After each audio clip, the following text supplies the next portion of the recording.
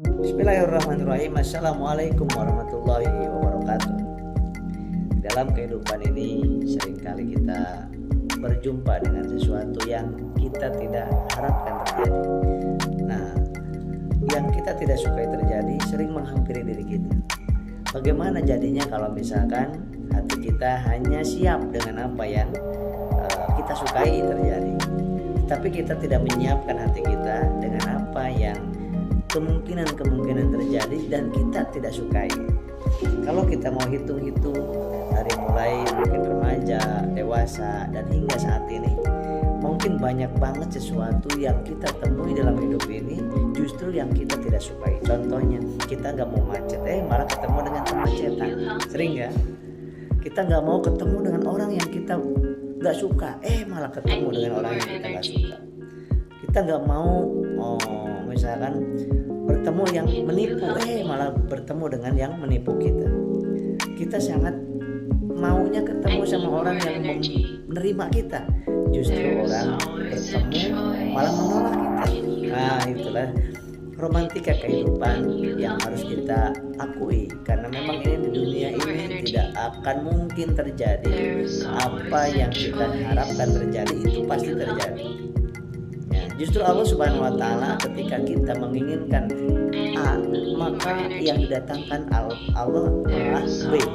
Ketika kita inginkan B, yang terjadi Allah datangkan A. Kenapa demikian? Apa kalau benci kepada kita? Bukan. Tetapi supaya kita mengatakan la haula wala quwata illa billah, dan supaya kita mengakui kalimat la ilaha illallah. Tidak ada daya kita ini, tidak ada upaya, tidak ada kekuatan. Kita hanya punya rencana dan Allah yang punya kebijakan, dan Allah yang memiliki ketentuan yang mutlak dari setiap apa yang kita ikhtiarkan. Boleh kita punya keinginan, boleh kita punya rencana, dan wajib kita punya rencana. Tetapi rencana kita belum tentu sama dengan rencana Allah. Yang akan terjadi adalah rencana Allah. Andai kata rencana kita sama dengan rencana Allah, pasti itu akan terjadi apa yang kita rencanakan. Tetapi kalau misalkan rencana kita tidak terjadi pada yang kita harapkan, maka yang terjadi adalah rencana Allah. Maka bersyukurlah, kata Sayyidina Ali. Bersyukurlah. Kenapa? Karena bisa jadi rencana kita yang kita inginkan malah membahayakan diri kita. Dan rencana Allah pasti membahagiakan dan menyelamatkan diri kita di dunia, terlebih-lebih di akhirat. Kita seringkali menilai orang itu baik, padahal Allah tahu orang itu buruk dan jahat, sehingga kita dipisahkan dengan orang itu. Dan sebaliknya kita menilai orang itu jahat, tetapi Allah pertemukan lagi, Allah dekatkan lagi. Karena Allah tahu bahwa dia orang baik sesungguhnya dan akan menjadi wasilah kita, menjadi asbab kebaikan buat kita.